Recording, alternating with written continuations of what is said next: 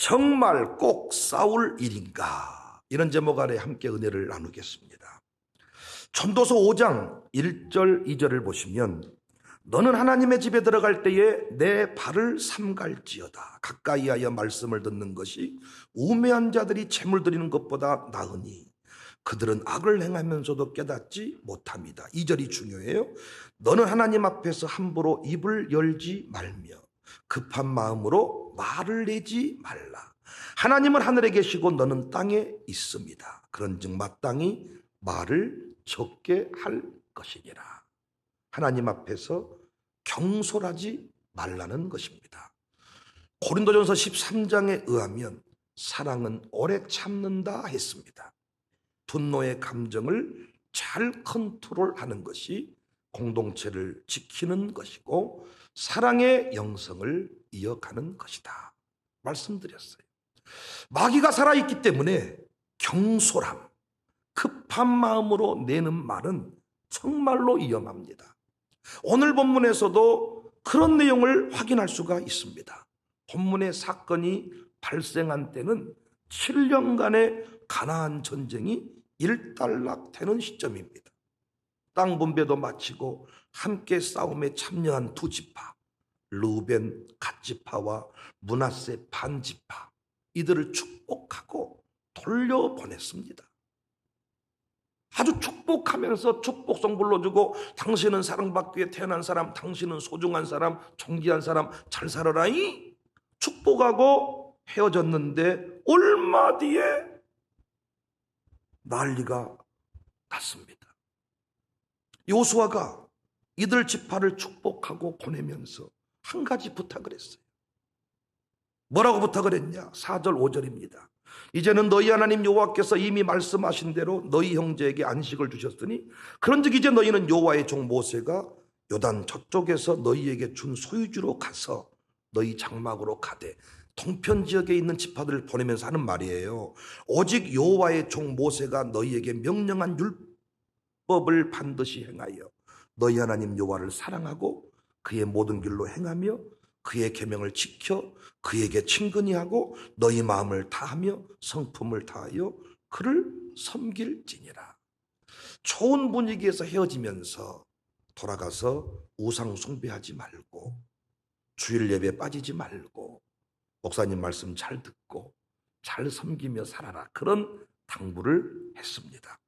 이 부탁이 왜 중요했냐? 영적 공동체의 특성상 어떤 지파가 우상을 섬기면 같이 멸망을 당하기 때문에 이들에게 큰 선물도 줬어요. 요단 서편에 거하는 사람들이, 그 동편 사람들이 와서 도와주었단 말이에요. 싸움을 함께 했어요. 돌아갈 때 선물을 줍니다. 8절. 말하여 이르되 너희는 많은 재산과 심이 많은 가축과 은과 금과 구리와 새와 심이 많은 의복을 가지고 너희의 장막으로 돌아가서 너희의 원수들에게서 탈취한 것을 너희 형제와 나눌지라. 이렇게 좋은 분위기에서 모든 것이 마무리되었는데 갑자기 이 공동체가 돌변을 해서 서로 죽이겠다고 합니다. 죽이겠다. 12절. 이스라엘 자손이 이를 듣자 곧 이스라엘 자손의 온 회중이 실로에 모여서 그들과 싸우러 가려 하니라. 갑자기 돌변을 한 거예요. 갑자기 싸우자고 한 거예요. 잘 아시는 바대로 잘못된 상황 파악을 한 것입니다. 누군가가 잘못된 보고를 한 거예요. 이 대목에서 필요한 게 뭐냐? 발을 멈추고 말을 삼가는 것입니다. 그런데 이 일이 쉽지가 않습니다. 알렉산더 대왕이 어느 날 친한 친구로부터 귀한 선물을 받았어요. 그 선물은 다름 아닌 잘 훈련된 사냥개 2마리였습니다. 사냥을 즐기던 대왕은 너무나도 기뻤어. 잘생겼어, 이 사냥개가. 어느 날 대왕이 이 사냥개를 데리고 토끼를 잡으러 갔습니다. 그런데 이 개들이 토끼를 보고 달려가서 탁 물어와야 되는데 토끼를 보고는 사냥할 생각 자체가 없어. 그냥 빈둥빈둥 자빠져 있는 거예요. 물끄러미 쳐다만 보고 있는 거예요. 알렉산더 대왕은 화가 나가지고 사냥개들, 똥개 같은 놈의 새끼들 이러면서 다 목을 잘라서 죽여버렸습니다. 대왕이 이 사냥개를 선물한 친구를 불러가지고 호통을 쳤어요. 토끼 한 마리도 못 잡는 그런 불량품 개들을 나한테 선물한 이유가 뭡니까? 그 쓸모없는 사냥개들을 내가 다 죽여버렸네. 친구는 대왕의 말을 듣고 아주 실망스러운 표정을 지으면서 대왕이시여, 그 사냥개들은 토끼를 잡기 위해 훈련된 개들이 아닙니다. 호랑이와 사자를 사냥하기 위해서 오랜 시간 훈련받은 값비싼 개들입니다. 토끼 같은 것 보고는 흥분 안 하는 거예요. 사자쯤 호랑이쯤 나와야 뛰는 거예요. 근데 이걸 모르고 알렉산더 대왕이 성질이 아주 개떡 같아가지고 개를 죽여버렸어요. 이 말을 듣고 땅을 치면서 후회했다는 것입니다. 모든 일에 성급한 판단, 경솔한 행동, 급한 마음으로 내는 말은 마귀에게 대문을 열어버리는 것과 같습니다. 조금 다른 이야기지만은 예수님 당시 회당장 기억나시죠? 회당장이 딸이 죽어가는 상황에서 예수님께 나왔잖아요. 예수님께 사정을 아뢰었더니 예수님이 그 집에 신방하시겠다 했습니다. 그 집을 가고 있는 중에 그 집에 하인이 달려와서 끝나버렸습니다. 다 끝나버렸습니다. 딸이 죽어버렸습니다. 더 이상 힘쓸 것도 말 것도 없습니다. 끝입니다. 끝. 이때 회당장이 그 말 듣고 경솔하게 행동했습니까? 안 했습니까? 예수님이 그 상황에서 뭐라고 말했어요? 두려워하지 말고 믿기만 해라. 그때 회당장이 참 진득하게 그 말을 붙들고 동행합니다. 마가복음 5장 40절 42절 보면 그들이 비웃더라. 예수께서 그들을 다 보내신 후에 아이의 부모와, 중간에 도망가 버렸습니까? 끝까지 동행을 했습니까? 아이의 부모와 또 자기와 함께한 자들을 데리시고 아이 있는 곳에 들어가사 41절 그 아이의 손을 잡고 이르시되 달리다 굼 하시니, 번역하면 곧 내가 내게 말하노니 소녀야 일어나라 하십니다. 소녀가 곧 일어나서 걸으니 나이가 12살이라 사람들이 곧 크게 놀라고 놀랐다.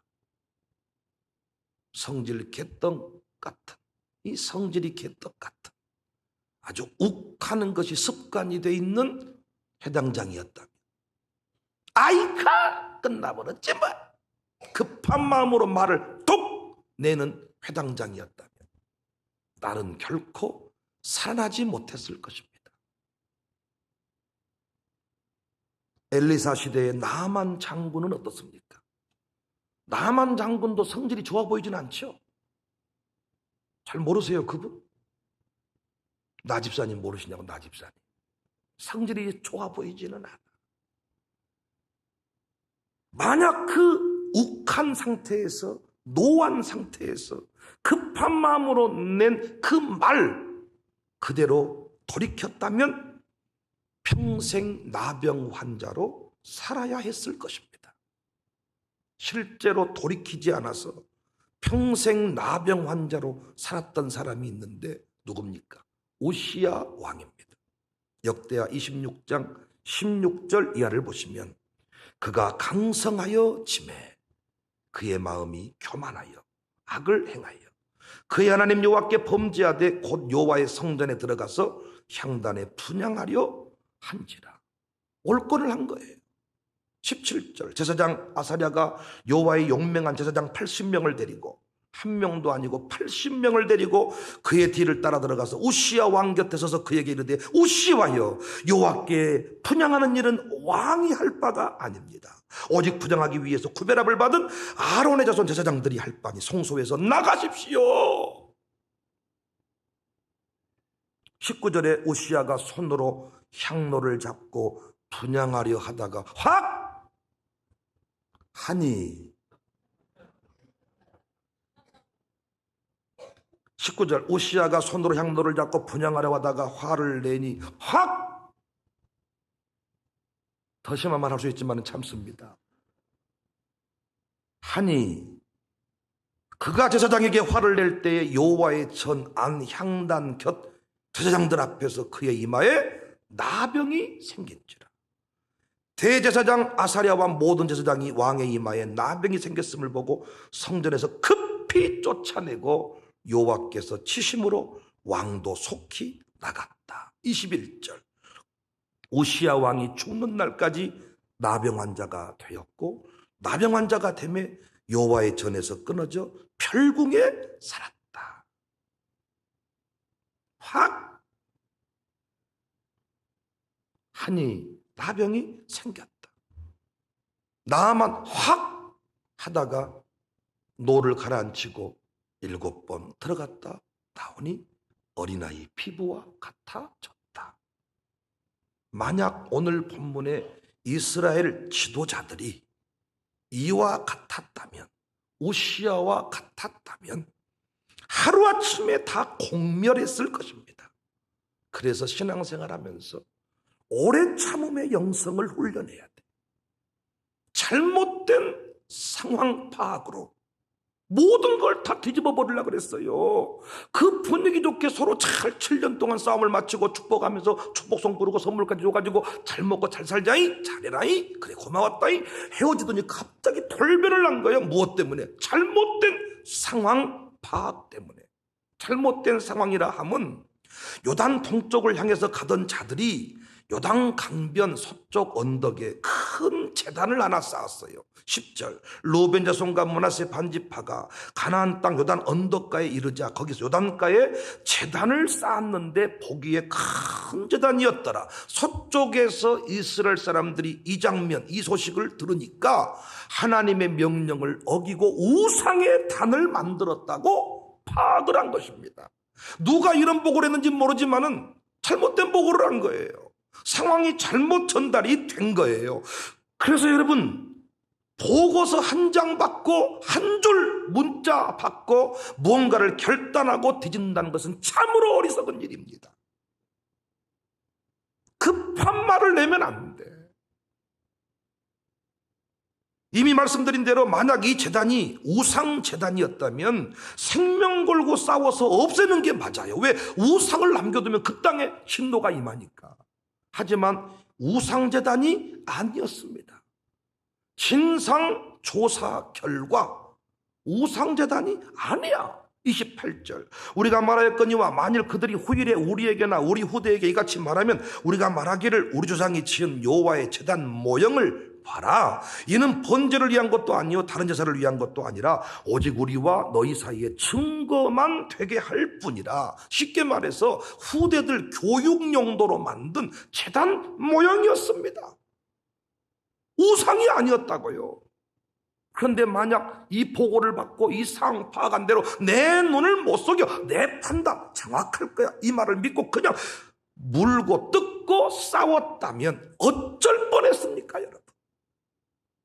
이 말 듣고 다 정리해버렸다면 어쩔 뻔했냐고요. 그런데 여전히 많은 교회들이, 그리스도인들이 싸울 일이 아닌데, 그렇게까지 갈 문제가 아닌데 여전히 싸우고 있습니다. 교회는 싸우면 끝장이에요. 제가 물어볼게요. 교회가 싸워가지고 화해하는 거 봤어요? 교회 싸움이 끝나는 거 봤습니까? 여러분은 싸우는 교회를 못 봤는가 본데 성도가 한 명도 안 남을 때까지 싸웁니다. 그럼 여러분, 만나서 양자 간의 대화만 해도 풀릴 수 있는 문제야. 남북 간 정상도 대화를 하잖아요. 에? 우리가 그 정도로 원수인가요? 대화만 해도 풀릴 문제인데 만나지 않습니다. 더 정확한 표현은 만나지 못합니다. 이게 우연이 아닙니다. 왜 만나지 못할까요? 마귀 장난입니다. 그래서 교회는 한번 싸워버리잖아요. 못 만납니다. 대화가 안 됩니다.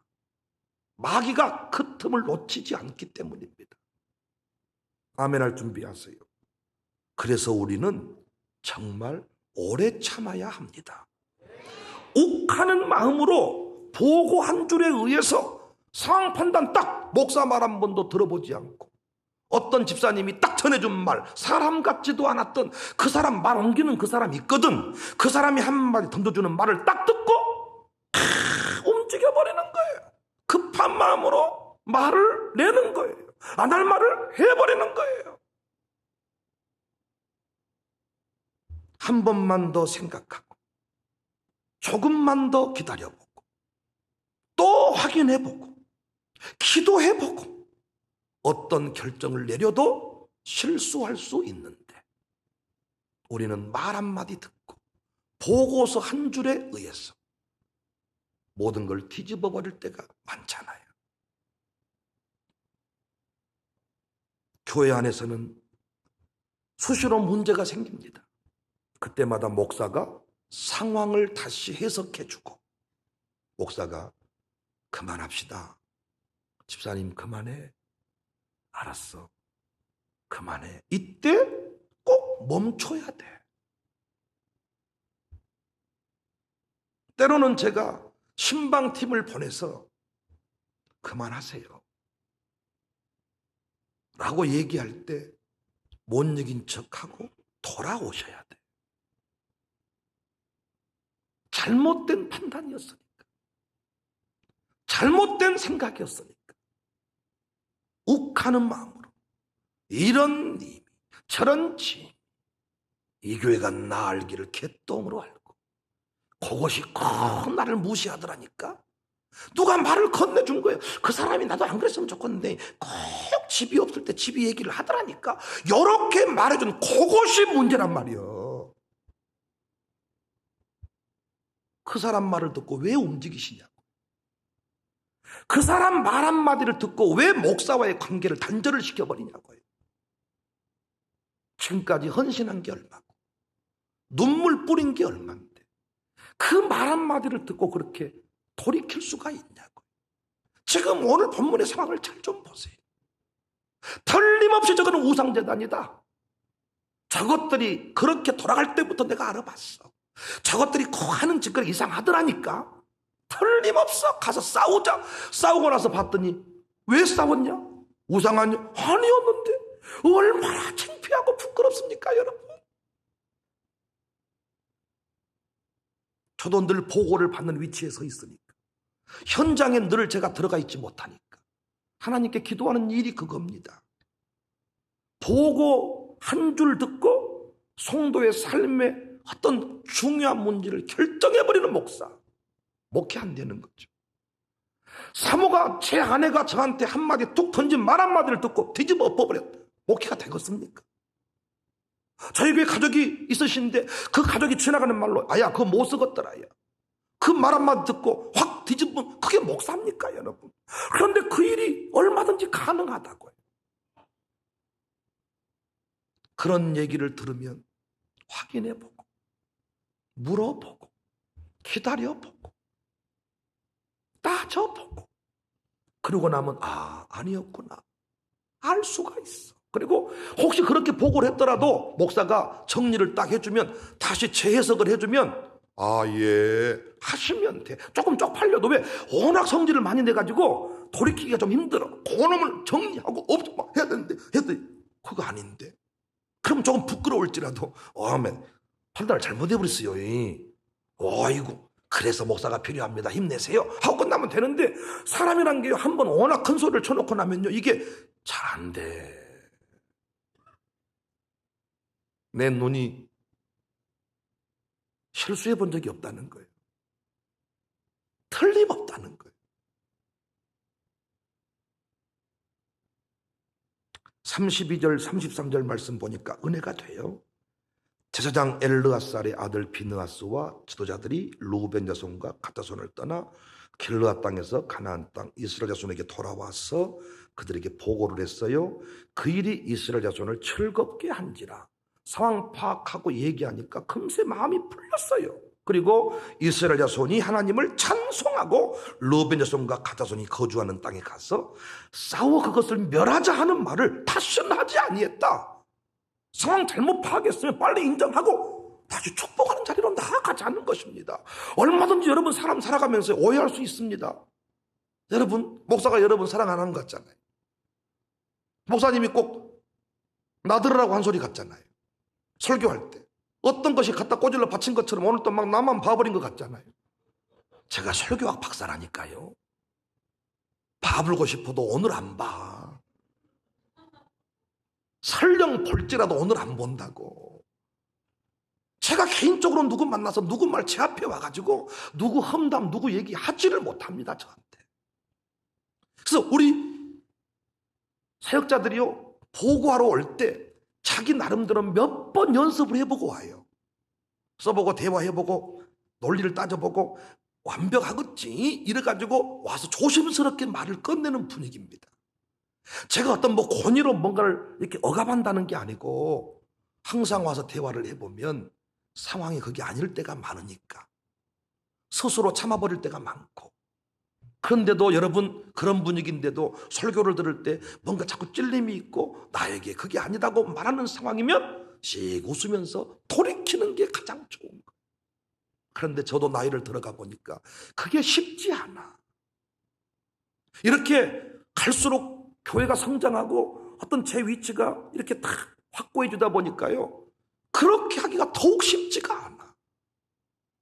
그래서 쉽게 분노하면 안 되는 거예요. 급한 마음으로 말을 내지 말라는 거예요. 저는 성경을 묵상하면서 두고두고 안타까운 사람이 있어요. 여러분도 있으시죠? 두고두고 안타까운 사람. 뭐 안타까운 사람이 한두 명이겠습니까만은 안타까운 사람 대회 나가면 1등 할 사람. 사울이요, 사울. 초대 왕 사울. 얼마나 대단한 인물입니까? 인물도 헌칠했습니다, 여러분. 대단한 사람입니다. 역사적으로 초대 왕이니 얼마나 귀합니까? 의미가 있잖아요. 하지만 그의 급한 마음이, 경솔한 판단이 인생을 시궁창으로 쳐박아 버리고 말았습니다. 사무엘상 18장 6절 7절 잘 아시는 내용이잖아요. 무리가 돌아올 때 곧 다윗이 블레셋 사람을 죽이고 돌아올 때 여인들이, 여전도의 회원들이, 우리 권사의 회원들이 이스라엘 모든 성읍에서 나와서 노래하며 춤추며 소고와 경쇠를 가지고 왕 사울을 환영하는데 여인들이 뛰놀며 노래하여 이르되 사울이 죽인 자는 천천히고 다윗은 만만이로다. 사무엘상 18장 8절 이어지는 말씀을 보면 사울이 그 말에 불쾌했습니다. 심히 노하여 이르되 다윗에게는 만만을 돌리고 내게는 천천만 돌리니 그가 더 얻을 것이 나라 말고 무엇이냐. 이제 모든 백성이 다 다윗에게 나라를 주기로 아예 마음을 먹었구나. 이런 마음을 가지게 된 거예요. 9절에 그날 후로 사울이 다윗을 주목하더라. 이 부분을 쉬운 번역으로 다시 돌려보면 사울은 이 노래를 듣고 대단히 불쾌해서 혼잣말로 중얼거린 거예요. 급한 마음으로 말을 낸 거예요. 도대체 이것이 어찌된 셈인가? 저들이 다윗에게는 수만을 돌리고 나에게는 수천을 돌리다니 다음번에는 저들이 다윗을 자기들의 왕으로 세우겠구나. 눈빛부터 내가 알아봤어. 그날부터 사울은 계속 다윗을 질투의 눈으로 바라보았다. 그 결과 10절 사무엘상 18장 10절 그 이튿날 하나님께서 부리시는 악령이 사울에게 임하잖아요.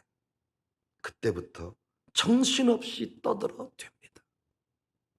그리고 창을 들어서 다윗을 죽이겠다고 나섭니다. 이게 급한 마음으로 움직이는 자의 참 전형적인 모습이 아닐까. 저도 진득한 사람은 아닙니다. 저도 욱하는 것 대해 나가면 안 빠집니다.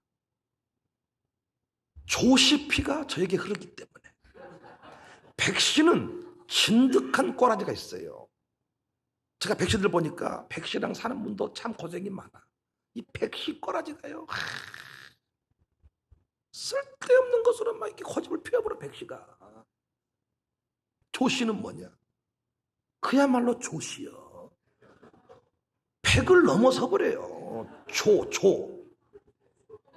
이 순간 분노 게이지가요, 보통 0에서 10 올라갔다가 20 가고 이렇게 하잖아요. 근데 조씨는 0에서 바로 그냥 끝으로 가버려. 그냥 저거 죽여버리고 없애버리고 밟아버리고 뒤져버리고 그냥 막 차로 뒤로 밀어버리고 그냥 막 눈구멍 뽑아버리고 혓바닥 잘라버리고 목회가 무엇이고 다 필요 없어. 그냥 너 죽이고 나 죽고. 근데 잠시 10분 지나고 나면 미안해요.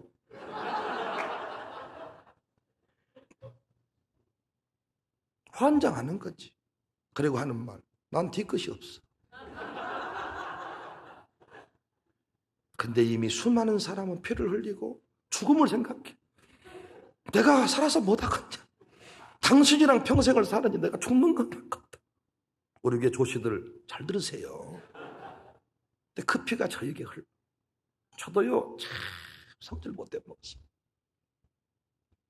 근데 목회를 해보니까 제가 보는 게 전부가 아니더라. 이걸 제가 깨달은 거예요.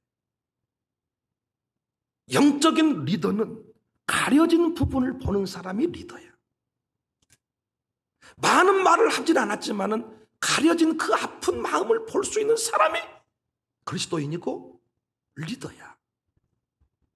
어떤 말을 할 때 나 교회 떠나버릴 거야, 이 교회는 이상해, 이렇게 말하는 것을 그냥 떠나버릴까로 듣는 게 아니고, 아, 저분 마음이 힘들었구나.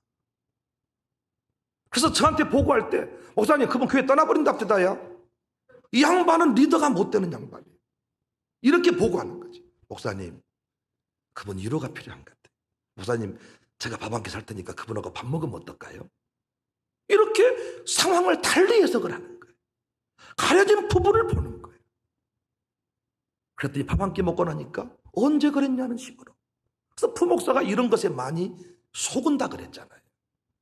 저한테 와가지고 뭐라고 막 부목사 시절에 얘기를 하면 나는 그분 위로한다고 내 입장에서 또 같이 불평을 해줬지. 집사님만 그거 알고 있는데 나도 다 알고 있지만 내가 다 참고 있고, 집사님이 모르는 건 내가 더 많이 알고 있어 막. 이랬더니 그걸 나중에 목사님한테 일러버리더라고요. 목사님 조심해서 걷습니다. 이런, 그렇게 말한 이유는 뭐였냐? 목사님 가까이 가고 싶은데 목사님 자기를 안 알아준다는 거예요. 그때부터는 깨달아가지고 저와 함께 일하는 교육부서에 일하는 분들은요, 다 이렇게 술도 드시고 이런 분들이셨는데 저랑 8년 정도 살면서요, 이분들 같이 훈련되고 이랬어요. 그분들이 다 장로가 됐습니다. 목사님하고 오해가 있을 때마다 제가 중간에서 다 이분의 입장을 설명해드리고 목사님의 입장을 설명해드리고, 그래서 그분들이 중간에서, 큰 교회는 담임 목사님 만날 시간이 많지가 않아요. 교구 담당 목사가 다 장례까지 치르니까 쉽지 않습니다. 장례식에 담임 목사가 온다는 것은 이건 결코 쉬운 일이 아니에요. 그러니까 다 이렇게 하는데 중간에서 이간질해버린 사람, 왜? 그 본심을 못 깨닫는 거예요. 얼마나 안타깝습니까? 사울이 얼마나 어리석어요. 급한 마음으로 말을 내지 말고 정득하게 그 자리만 서 있었어도 평생 존경받을 사람이 사울이 아닙니까? 초대 왕인데. 그리고 다윗이, 여러분, 그 위기 중에도 절대 사울을 함부로 대하지 않잖아요. 아마 교회로 치면 원로 목사님으로 잘 모셨을 사람입니다.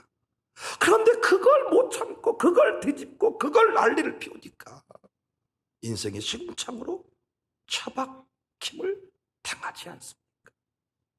어른이 되어갈수록 말수를 줄이는 게 좋더라고요. 무슨 말을 듣고도 흘려보내는 게 좋더라고요. 하나님께서 기억력이 한계를 주신 것이 감사하더라고요. 어떤 말을 듣긴 듣는데 옮기려고 보면 3분의 1도 안 남아있는 거예요. 젊을 때는 토시 하나 안 빼고 옮겨 그런데 오면 뭐라고 하던데 생각이 안 나보네. 어떻게 그것이 감사할 일이더라고요. 여러분 기다려보고 물어보고 지금 그 자리에서 그냥 있는 듯 없는 듯 살아가시면 때가 되면 다 드러내시고 때가 되면 알게 하시고, 그리고 여러분 진짜 죽기 살기로 싸우려고 할 때, 싸우자고 할 때 물으십시오. 정말 싸울 일인가? 사울과 다윗이 정말 싸울 관계입니까? 정말 싸울 일입니까? 여러분 교회에서 지금 말 안 하고 사는 성도가 있다고 한번 생각해 봐요. 진짜 이것이 싸울 일이었는가? 인생의 극단을 갈 때 남북 통일 얘기하다 갑니까? 뭔가 이단 문제 가지고 싸우다가 갑니까? 아니, 괜히 발톱을 너는 왜 그렇게 자르냐? 너는 왜 이렇게 하냐? 밥 먹다가 왜 밥을 그렇게 개밥처럼 비벼 먹냐? 내버려둬, 이거라도 마음대로 하게. 너는 말고 그런 식으로 하더라니. 이렇게 하다가 둘이 끝까지 이혼까지 가버리잖아요. 밥 먹다가 밥을 왜 개밥처럼 먹냐? 냅둬, 이거라도 마음대로 하게. 너는 말을 왜 그런 식으로 하냐? 이런 걸로 시작해가지고 남북 통일 문제가 그런 걸로 시작해서 끝나고, 교회 떠날 때도 그런 걸로 떠납니다, 여러분. 정말 싸울 일인가? 정말 떠날 일인가? 정말 그걸로 말 안 할 일인가? 묻고 또 물어서 마귀에게 틈을 주지 않는, 우리 평생 사랑하며 천국 갈 수 있는 복된 공동체가 될 수 있기를 바랍니다.